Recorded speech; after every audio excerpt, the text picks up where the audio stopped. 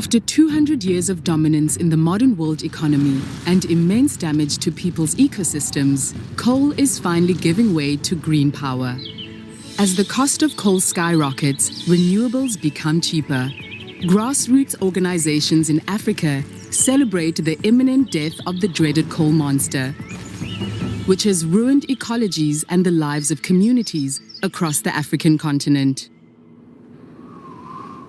The 2020 cancellation of Egypt's huge Hamraween coal project is a symbol of the fossilization of coal as a primary power provider. And China's announcement that it will no longer be funding international coal power projects is a crucial moment in the global struggle against coal.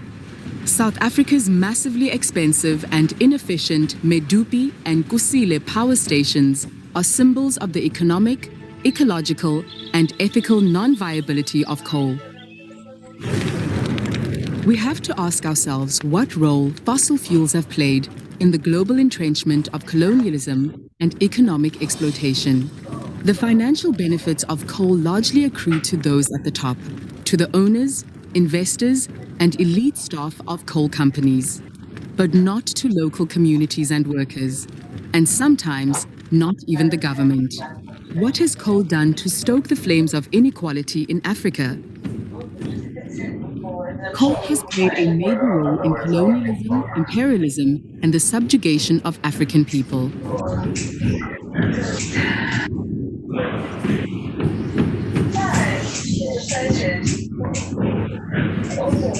It has paved the way for the economic domination of fossil fuel industries with massive environmental costs, ultimately leading to catastrophic climate change. Despite coal's negative effects on human health and the environment, despite its undeniable link to climate change, and despite Africa's great potential for solar and wind energy, governments still cling to the promise of coal. Why? ACN Kenyan delegate Daniel Morty shares a glimpse of how the ownership of coal projects affects government policy.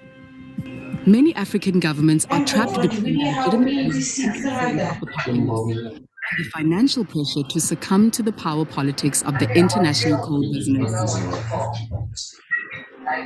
As the world's largest coal companies face the threat of bankruptcy, they desperately attempt to rebrand themselves as the only solution to the energy problems of poor countries. And they refuse to bow to international pressure around climate change, such as Australia's Minister of Resources and Water, the appropriately named Keith Pitt. Despite the frantic convulsions of a dying coal industry, the world is transitioning to clean, affordable energy. More than just a transition, we need to see a just transition, a 21st century balance of ecological, ethical, affordable, and regenerative principles. It's time for a new balance between human progress and green power. The carbon offsets mechanism, hatched by the big business lobby at the 1997 COP summit in Kyoto, provided a way for rich countries to escape their own mitigation responsibilities by bribing other countries to reduce their emissions. But this and other outmoded gambits belong in the dustbins of history. With its relative absence of giant fossil fuel industries and abundant potential for green power development, Africa must play a key role in determining the planet's energy future. Africa makes it real by insisting on the inclusion of community needs and perspectives in global climate change debates. We must insist on a just and equitable balance between money, power, and the needs of the poor. Transition finance will be necessary to close the funding gap that prevents African countries from equal participation in the design of a new global power system beyond coal. Where will that money come from? Rich countries that built vast empires on the bedrock of coal and human exploitation have a historical responsibility to the poor countries that now find themselves most vulnerable to climate change. Climate debt needs to be redefined, not as a financial issue, but as reparation to all the world's inhabitants and to the planet itself. Corporations with no legal obligation to make their archives accessible hide key information behind a moat of obscurity. The battle for transparency plays a crucial role in activism to combat new coal development. Activists against new coal development need to know the law. Climate change attorney Nicole Loza demonstrates how legal challenges against every license for new coal-fired power have stopped new coal power projects in South Africa. ASEAN delegate Shireen Talat, representing Egypt and Tunisia, spoke about gaining a seat as equals in international coal forums. Africa can make it real by moving the argument away from the technicist abstractions of carbon markets towards a true appreciation of the human suffering and environmental damage caused by coal. We need to question ourselves very deeply. How does coal relate to gender, to patriarchy, and to the long history of imperial conquest, colonial oppression, and post-colonial economic injustice? Africa's anti-coal campaigns are a key component of the global South-South collaboration of local and national grassroots movements. Africa brings a new message of hope and solidarity to communities across the globe. These are the struggles and questions that Africa brings to the historic COP26 in Glasgow, where the world comes face to face with the reality of the end of the coal economy. Keep coal in the hole. March forward to green energy and people's power.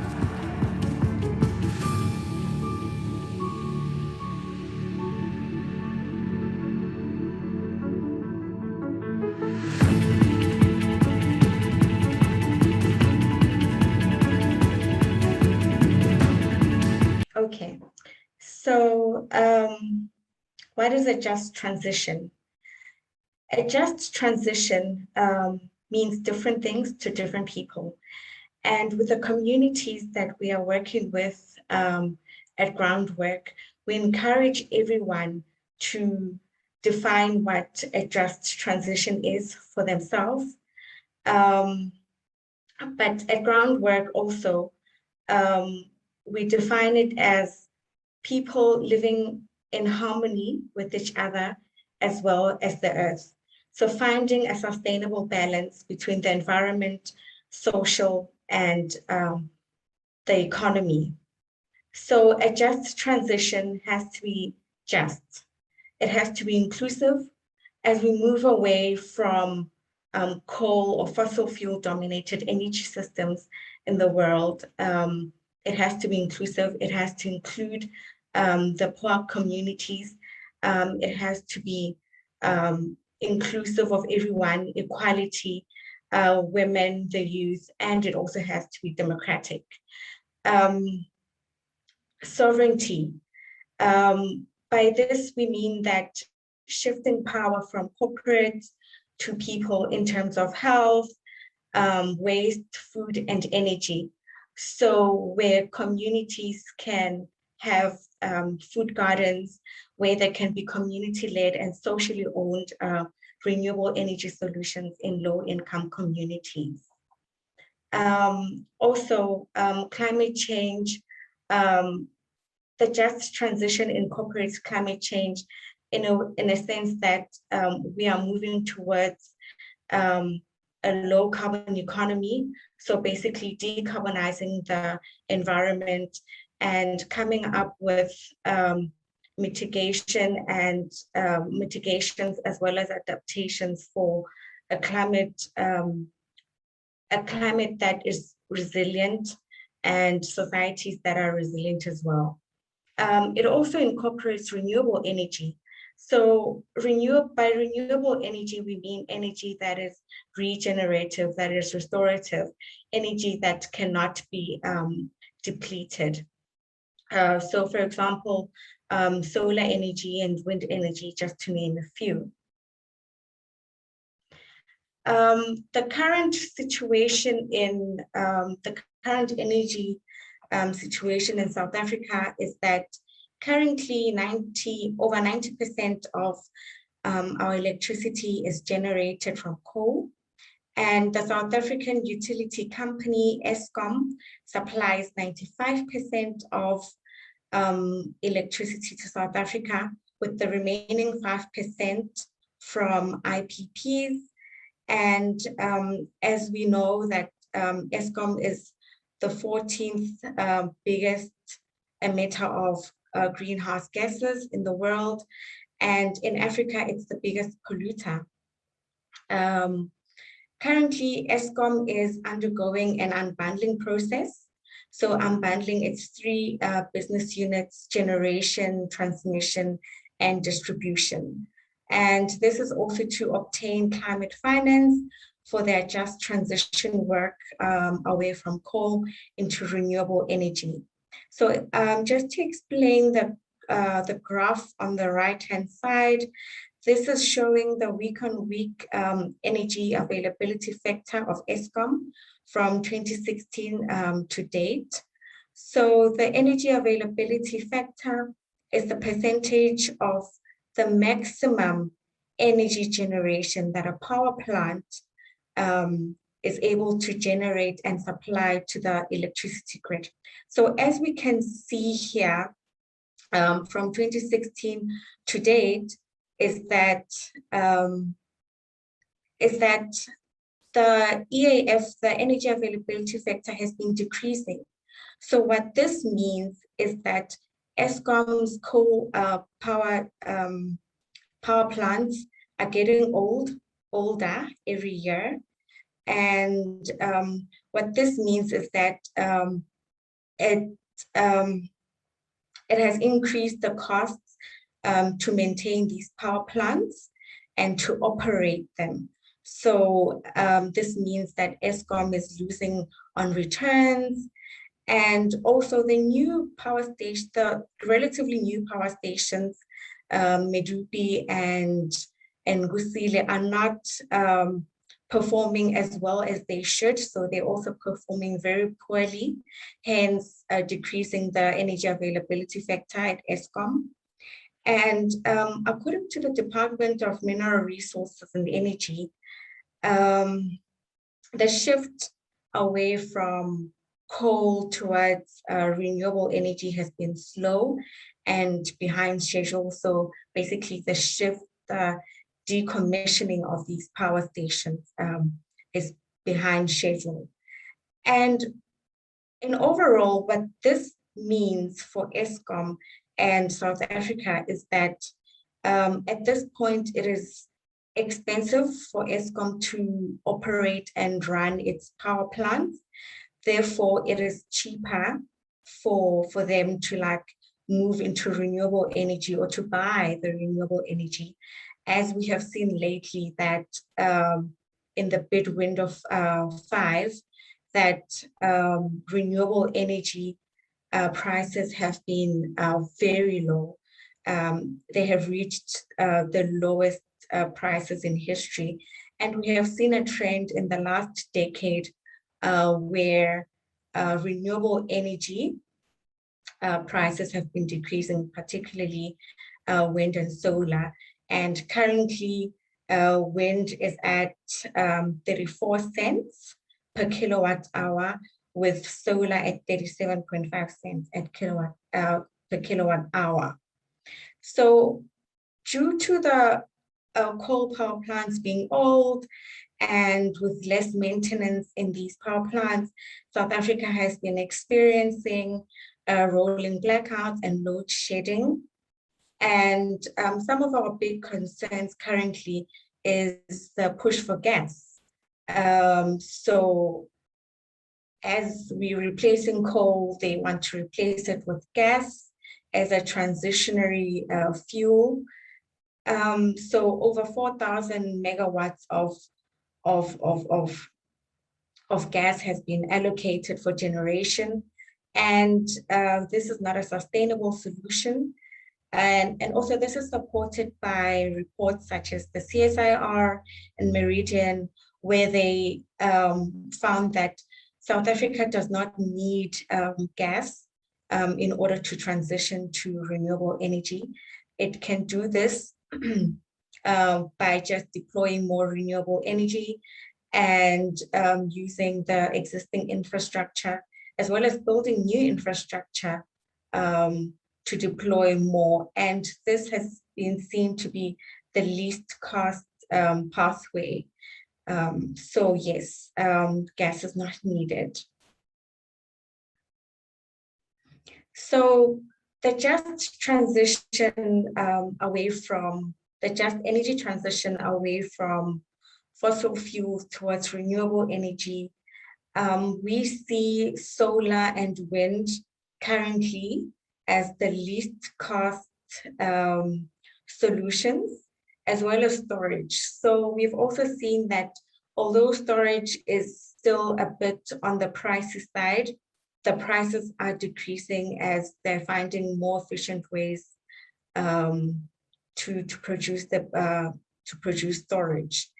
And hydro and biomass or biofuels are not really sustainable because with hydro, there's just a lot of negative environmental impacts, such as flooding and erosion, and also the degradation of the ecosystems due to this kind of energy source.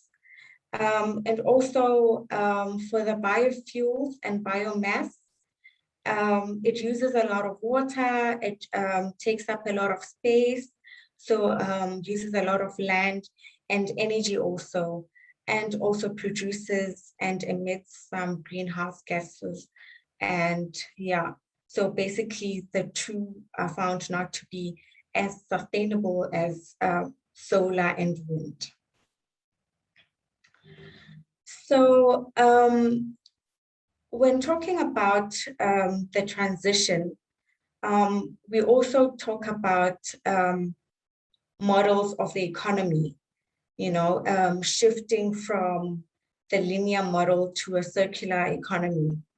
So in the last 150 years of the industrial evolution, we have seen a dominant linear model, linear economic model, where for production and consumption, where the manufacturing of raw materials, then the goods being sold and used, and therefore discarded or incinerated as waste.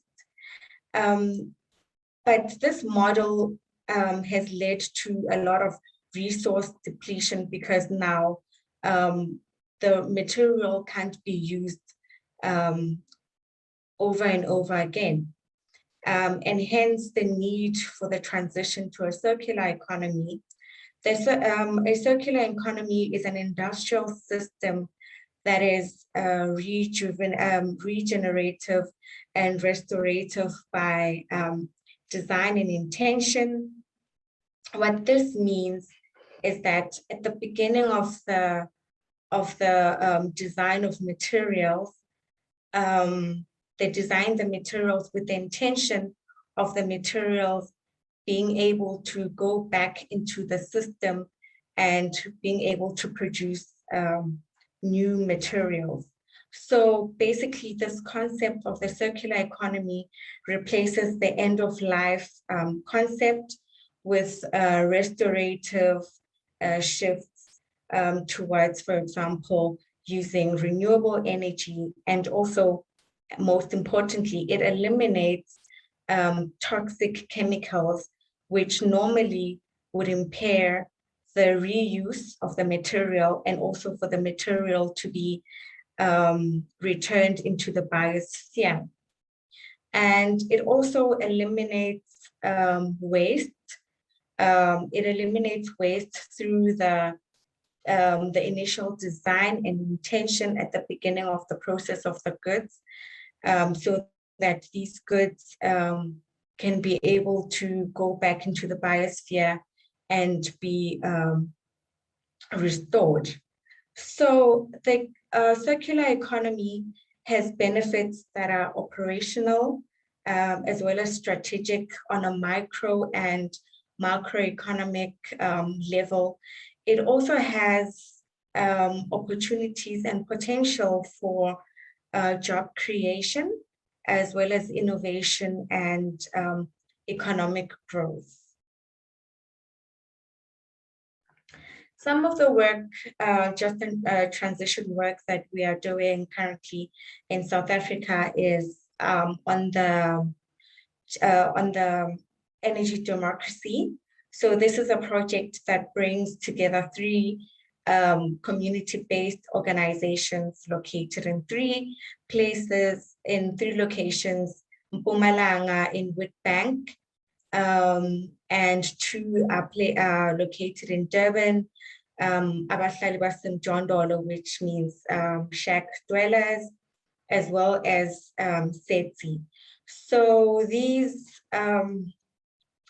three community-based organizations are led by two service organizations, which is Groundwork, which facilitates the whole project, as well as Sustainable Energy Africa. Okay, just to say more about this project. So this project aims to install scalable and a widespread of solar PVs in low-income communities. So just to alleviate the burden of expensive electricity and electricity that is not reliable to these communities. So basically aiming for community-led and socially owned renewable energy solutions. And this is done by advocating for renewable energy in low-income communities. So engaging with local, provincial, and national government on these solutions, and also giving these communities a chance to be part of the move from away from the coal era into renewable energy, by having their voices heard, by having their say, and also by being included in the decision making that affects their livelihoods. So some of the work or projects, just to name a few, is the Presidential Climate Change Coordinating Commission. This aims on coordinating, and also it oversees the just transition towards a low carbon economy, to ensure that the move away from fossil fuels is inclusive for everyone, and climate change, we have a climate, or an economy rather, that is resilient, as well as society that is resilient. And our director at Groundwork, Bobby Peak, sits on this committee. And I have highlighted a bit on the UMI Energy Democracy project that we are currently working on. This project started in July this year, and it is set to end in June 2022. So currently, we are in the implementation stage of the project, where Sustainable Energy Africa is working on a feasibility study to see how we can implement these solar PVs in these three locations that we are working on.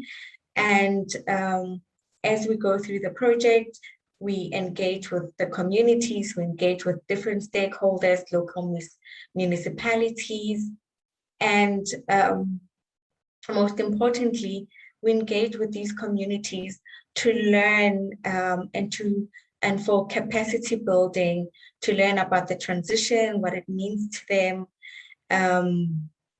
and also coming up with solutions and a way forward.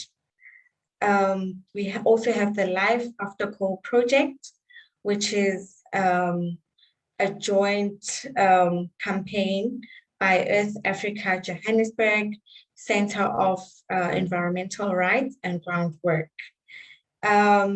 This project supports and encourages the move away from coal in the energy sector and towards socially owned renewables. We're also working with the UK Pact on their Just Transition project.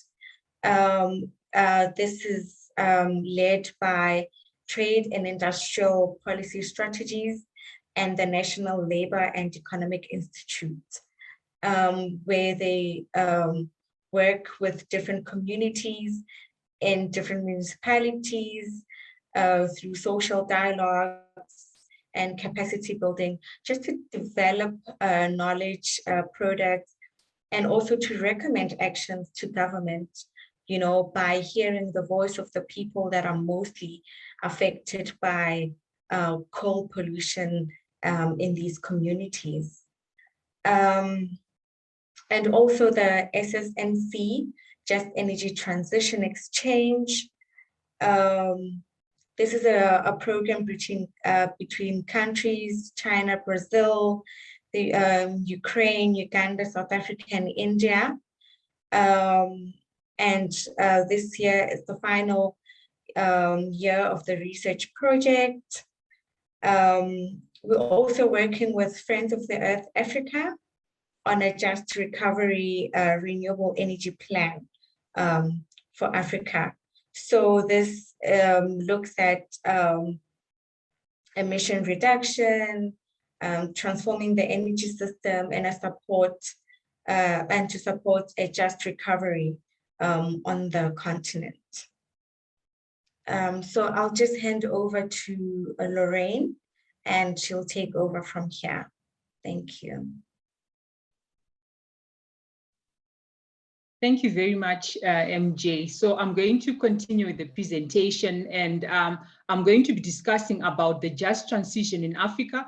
And I'm also going to try and provide information to our businesses on the basis of why we are advocating or pushing for what we're pushing for with regards to climate change and an energy just transition. So I'm going to refer to the IPCC report. So the IPCC report is the Intergovernmental Panel on Climate Change report. So the IPCC is a group of 195 governments, which includes African governments. It also includes South Africa, who have signed up to the IPCC and are part of the panel. So this body is responsible for providing the scientific data or scientific basis or evidence of climate change and also climate-related issues. So this, the current report that they released this year evidences the certainty of human activities as the cause of global warming, which has caused climate change. So this is a very crucial report that our business people need to go through, need to appreciate and read. Because when you talk about human activities, we're talking about how businesses have been, are being conducted globally and across Africa, and how that has contributed towards greenhouse gas emissions, which cause global warming, which causes climate change. So it is these activities that we are pushing, that we need to transform the manner in which we're doing our businesses. We need to transform how we are doing businesses on the ground. As was said by my colleague MJ, that South Africa is one of the biggest polluters, with its coal power stations contributing much to climate change and also affecting climate resilience in communities that live in areas and around the projects, the fossil fuel projects. This not only includes South Africa, but the whole of Africa, which needs to move from dirty energy production to cleaner renewable energy. So again, like I was saying, that this report is very sobering, as it gives the evidence of the climate change and how climate change is already affecting Africa. So the information provided by the report is very much up to date. And the report is very clear. It strictly says that there is no room to delay climate action, to delay immediate ambitious plans. So I'm going to give a brief summary of what the report says with regards to the impacts and how Africa is being affected by climate change. First of all, it mentions that the mean temperatures and hot extremes in Africa are above the natural variability in all regions of Africa. So this includes South Africa, this includes every region, Southern Africa, Northern Africa, Eastern, Western, Central Africa. It says that as a result of climate change, our temperatures are very much extreme. We're experiencing hot temperatures, and they are going to be increasing if our businesses do not curb the impacts of their activities, and if they do not transition towards renewable energy. So these hot extremes are actually resulting in heat waves and even cold extremes in some cases. And also, the report mentions that the marine heat waves have become much more frequent, and also the sea level around Africa is actually increasing as a result of climate change. And also, the report expressly says that Africa is experiencing and will be experiencing an increase in heavy precipitation in almost all areas of Africa. And those regions where there is aridity or deserts, they're actually going to intensify. We're going to have more arid areas. So from the look of things, I think this is giving us the urge that we need to change how we're doing businesses. With regards to South Africa, South Africa needs to transform its energy systems and way of doing businesses, including other countries also that are dependent on fossil fuels, including Nigeria, including Morocco, and all the other countries that are affecting their environment, affecting their livelihoods as a result of the manner in which they are conducting their businesses. So some of the ways that our businesses have been influencing the African marginalized groups is, for example, through land grabs, businesses that grab land, that grab community commons, such as grabbing water, polluting water. This again is going to affect how communities build their resilience in regards to climate change. So again, this report is a very crucial report for all businesses who have to carefully go through the report and consider the various recommendations that are given by various organizations after reflecting on the report. I'm also going to talk about one of the reports which has been produced by our partners.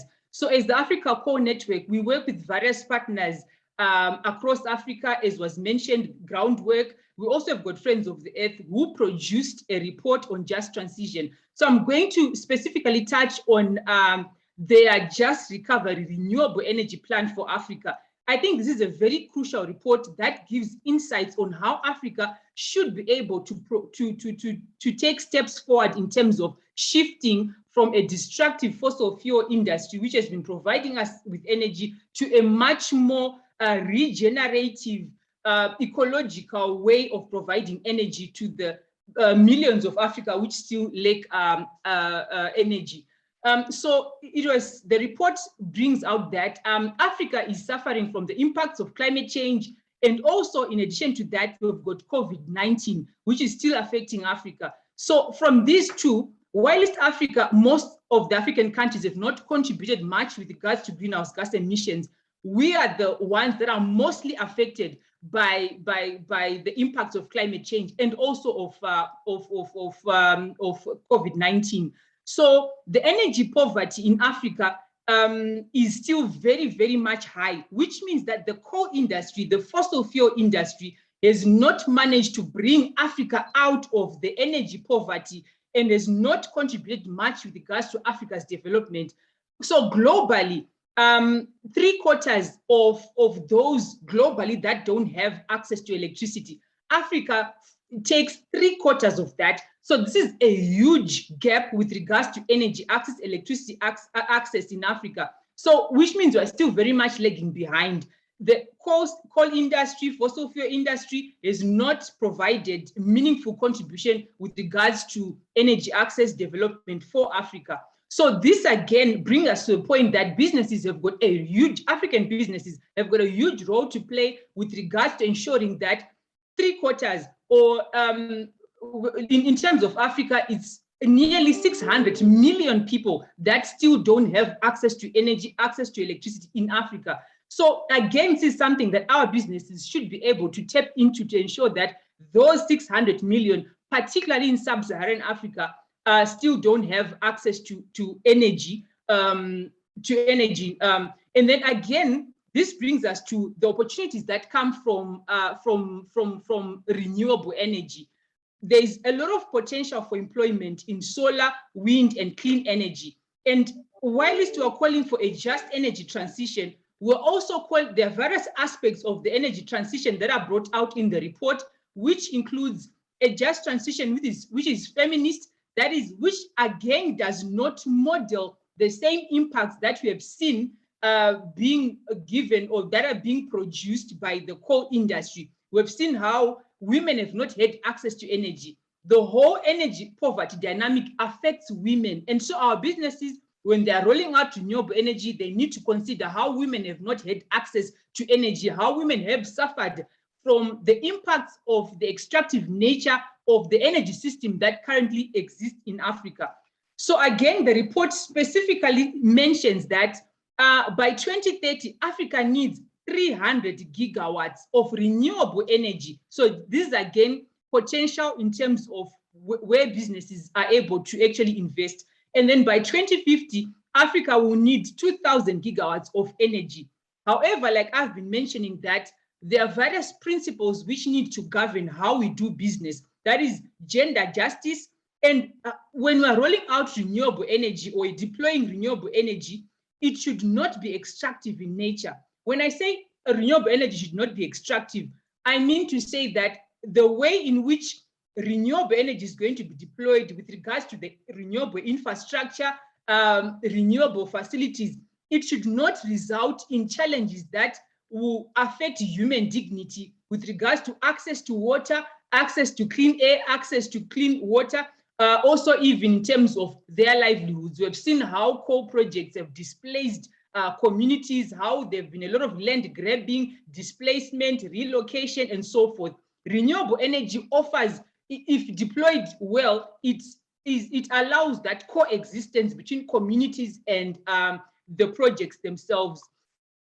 And also, again, another tenet that we're pushing for is that renewable energy, like I mentioned, that the way in which our energy systems have been deployed in Africa are more colonial, which means they focused on providing energy to urban areas and also to areas that result in their sense of economic production, which has left out the marginalized areas, rural areas without access to energy. So which means when businesses come in to deploy renewable energy, they should have this in mind and ensure that renewable energy is deployed at a community level, at a municipal level, where the marginalized groups can have access to that energy.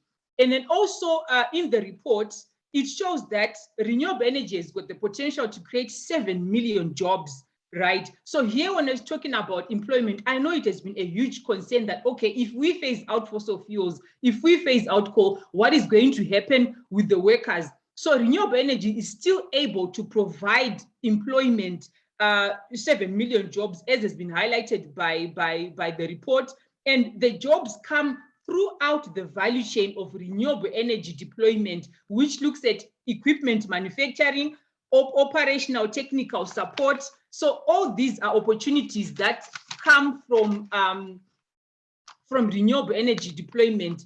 And like I mentioned earlier on, that Africa has got a history of colonial extractivism, which shows in the way in which our energy systems have been deployed, whereby if you are amongst the marginalized population, and was shown again by the video, if you noticed in the video, we showed the colonial history of coal, the colonial history of energy systems, which resulted in displacement of communities, in grabbing of land. So that again has morphed into corporate impunity extractivism, whereby even our current corporations, our current energy systems are still polluting our water, they're still polluting our land. If you look at the case of BP in Nigeria, or BP and Shell in Nigeria, and the case which was won by Nigeria, how, you know, the various, our seas are being polluted as a result of the business activities by the fossil fuel industry.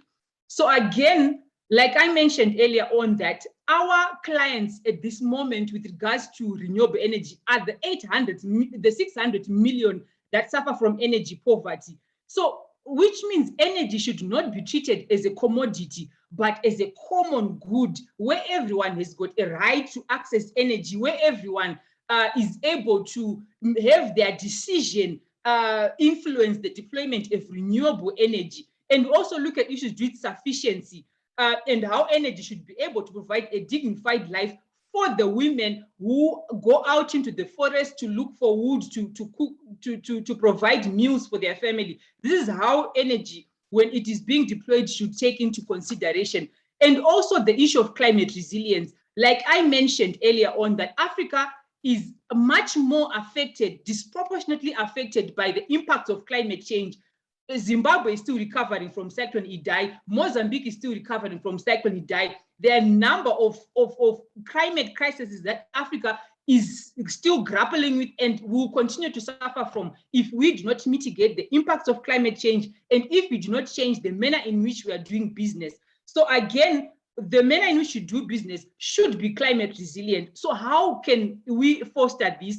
Which means our businesses should not be large mega businesses that will result in displacement of people or take away the land which our communities produce their food using. So, and also our investments, our businesses should protect biodiversity, which means there should be a coexistence between nature, between biodiversity and energy projects. And land rights should be respected, and workers should be able to work in a dignified manner. That is, there should not be any exploitation of workers as a result of the deployment of energy. And also the energy infrastructure, the distribution network should be decentralized and ensure that even the 800 million that lack energy have access to that. So here, businesses should be able to prioritize the social outcomes of their business rather than to solely focus on profit. So the social outcomes, again, reflect back on the issues of dignity that I talked about, the issues of livelihoods, the issues to do with climate resilience, and also the issues to do with gender justice. So again, if we look at the fossil fuel industry, let me just inform our businesses that an energy transition is already happening. It is already in motion. As we have seen in the past 2 years, multilateral financing institutions, development finance institutions have been abandoning the support of fossil fuel projects. We've seen China, recently they made the announcement that they won't be supporting or funding any fossil fuel projects. We've seen various projects that have been abandoned, fossil fuel projects, which include the massive Lamu project in Kenya, the Zimbabwe Sengwa, and also from the video, you saw the Medupi and Kusile coal plant that have been abandoned by finance from Korea, from Japan. So which means there will not be any funding for fossil fuel projects in Africa, and thus we need to transition as well with this transition that is ongoing at this moment. So again, some fossil fuel projects have been resisted by various communities as a result of the impacts they've had. I can mention the issue, the case in Nigeria, whereby the women in Nigeria have demonstrated against coal mining activities in Benue State. So these coal mining activities, which feed into the into the energy sector, have resulted in water pollution and have degraded the land which the women use to cultivate their land. And women have resisted this project. So as a result of the ongoing resistance, because of the lack of coexistence between the coal industry, the fossil fuel industry, and the communities that also depend on the same land to produce their livelihoods, there hasn't been a coexistence. So this lack of coexistence has actually accelerated the transition towards renewable energy, which is better able to live in coexistence with communities, with nature, with biodiversity, if deployed in a sustainable manner. So we as businesses need to move along with the energy transition and to ensure that the people's demands are in line with how we do our business.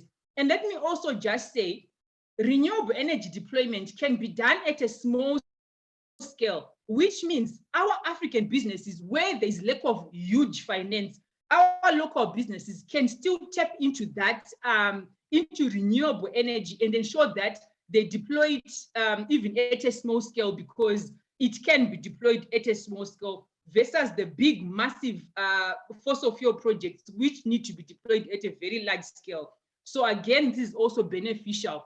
And again, there's an ongoing phase out, even with regards to the exports of coal. Very soon, I know there are a number of companies which are mining coal, supplying them to different countries across Africa. This chain again will soon dry up, and thus businesses need to move towards renewable energy. Next slide, please. Speakers among suggestion. Okay.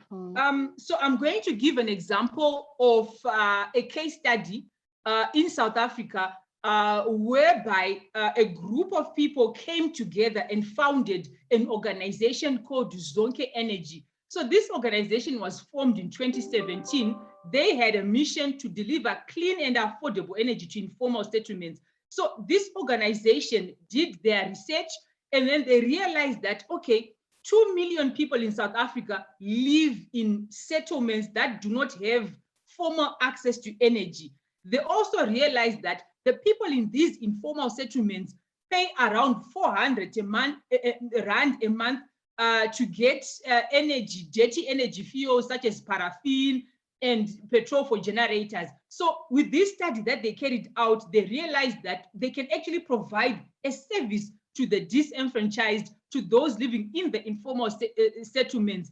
And then they also realized that the fuel that the energy that was being used in the informal settlement was very dangerous to the people, was also very much unreliable as well. And they also did not have access to the large-scale grids that that provide energy to the whole of South Africa. So with this in mind, they then decided to deploy renewable energy to the informal settlements. So this business model is very interesting because they also realized that the groups in the informal settlements do not have the money to purchase the solar panels and so forth. So they, as the business, procured the solar panels, and then now the residents in the informal settlements pay a small amount each month, pay the same 400 rand to them each month to supply the energy, to rent out the solar panels. And then they also have got a prepaid meter whereby the people in the informal settlements are able to pay for their energy, and also then also provide energy in their household. So again, this business model really works. Like I said, that the large population in Africa that don't have electricity are the people in the marginalized areas. So which means businesses have to think of social ways of ensuring that these groups have got, all the groups have got access to renewable energy that is clean and that can be deployed at that very local level. And other issues that they noted was that the communities in the informal settlements didn't also have access to the formal banking sector. It's another thing, again, that they took into consideration. And then they even collaborated with payment platforms, such as the Kunye payment platform. So again, like I said, that, you know, there is a possibility to actually feed off, businesses feeding off of each other. This is an energy company that is also feeding into another finance platform in order to meet the issue in terms of banking systems and how groups in informal settlements can actually pay for their energy. So again, these are some of the models that we are looking at and how they can empower communities, at the same time provide businesses to those that want to engage or deploy businesses at a very local level. Next slide. So thank you very much. Now we've come to the end of our presentation, but we're still going to continue with the discussions. My big question is to all the people on this platform, people that are doing businesses, how are you going to take into consideration issues to do with just transition, issues to do with climate change, all the issues that we discussed in our presentation? Have you had or formulated any thoughts around how we can actually engage in business in a manner that ensures that you know, we provide clean energy, we carry out businesses that are socially responsible, and we do not model the same extractive colonial nature of our former businesses. So I would like to hear from everyone on this platform how they intend to engage in their businesses from now going forward, or if there are any that are actually involved in socially responsible ecological businesses, regenerative businesses. Would also like to hear from you how you're going about that.